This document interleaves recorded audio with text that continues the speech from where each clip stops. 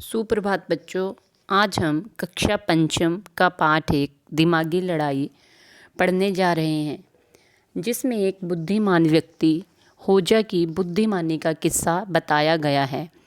जिस प्रकार छोटा भीम में भीम हर एक समस्या का समाधान ढूंढ लेता है, और अकबर बीरबल के किस्सों में आपने सुना ही होगा कि बीरबल बहुत ही बुद्धिमत्ता से हर एक समस्या का समाधान ढूंढ लेता है। उसी प्रकार बगदाद में होजा हर समस्या का समाधान ढूंढ लेता था।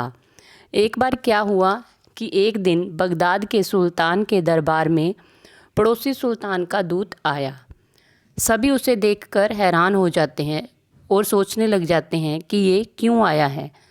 दूत वो होता है जो संदेश लेकर आता है। वो सभी सोचते हैं कि ये यहाँ क्यों आया है।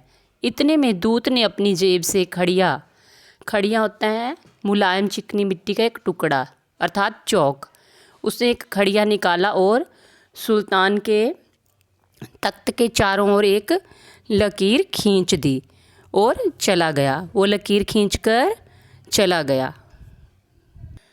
सभी सोचने लगे कि आखिर इस दूत ने लकीर क्यों खींची, इस लकीर को खींचने का क्या मतलब है। काफ़ी विचार विमर्श के बाद किसी को यह बात समझ नहीं आई। राजा तो बहुत ही परेशान हो गया।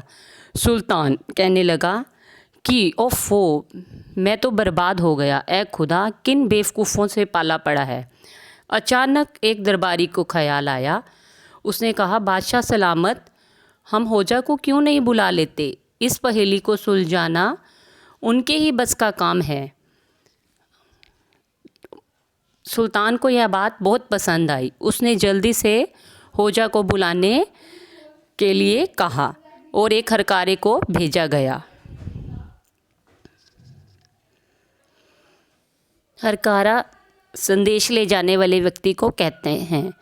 हरकारे ने सारी बात जाकर होजा को बताई। होजा को सारा माजरा समझ में आ गया। उसने अपने साथ कुछ बच्चों के खेलने के खिलौने और एक चूजा ले लिया और उनके साथ चल पड़ा। सुल्तान ने कहा, आओ होजा आओ, मैं तो बड़ा परेशान हूँ। बताओ इस लकीर खींचने का क्या मतलब हो सकता है। इतने में वो दूत वापस आ जाता है, दूसरी बार वापस आता है। होजा उस दूत के सामने खिलौने फेंक देता है। यह देखकर दूत चावल के दाने फेंकता है। जब वह चावल के दाने फेंकता है तो होजा अपना चूजा वहाँ छोड़ देता है। यह देखते ही वह दूत भाग जाता है। यह देखकर सभी खुश हो जाते हैं। वो कहते, मज़ा आ गया होजा, तुमने तो सबकी छुट्टी कर दी। लेकिन उनको यह समझ नहीं आती कि आखिर यह सब देखकर वह दूत डर के मारे क्यों भाग गया। तो होजा सारी बात उनको समझाता है।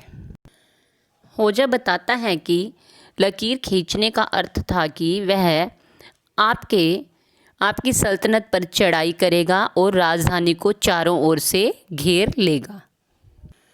जब मैंने उसके सामने खिलौने फेंके तो इसका अर्थ ये था कि आप हमारे सामने निरे बच्चे हो। उसने खिलौना देखकर हमारे सामने चावल के दाने फेंक दिए, जिसका अर्थ था कि वो हमें बताना चाहता था कि हमारे पास बहुत सी फ़ौजें हैं, हमारे पास बहुत से सैनिक हैं। तो मैंने उसके सामने चूज़ा फेंक दिया, जिसका ये अर्थ था कि आप हमारे सामने आपकी फ़ौजें टिक नहीं पाएंगी, आपकी सेना ख़त्म हो जाएगी। जिस प्रकार चूज़े ने चावल के दाने खाकर चावल ख़त्म कर दिए, उसी प्रकार हम आपकी सेना को ख़त्म कर देंगे। सुल्तान यह सब सुनकर बहुत प्रसन्न होता है और होजा को अपना वज़ीर बनाने के लिए कहता है। होजा वज़ीर बनने के लिए राज़ी नहीं होता। वो कहता है कि मैं तो बहुत मशगूल रहता हूँ, मशगूल यानी व्यस्त, और वह यह कहकर वहाँ से चला जाता है। इस प्रकार होजा ने बगदाद में आई समस्या का हल बहुत ही बुद्धिमत्ता और चतुराई से उसका समाधान निकाला। और वहाँ के सभी लोग उसकी होशियारी को देखकर बहुत ही प्रसन्न हुए और उसकी प्रशंसा करने लगे।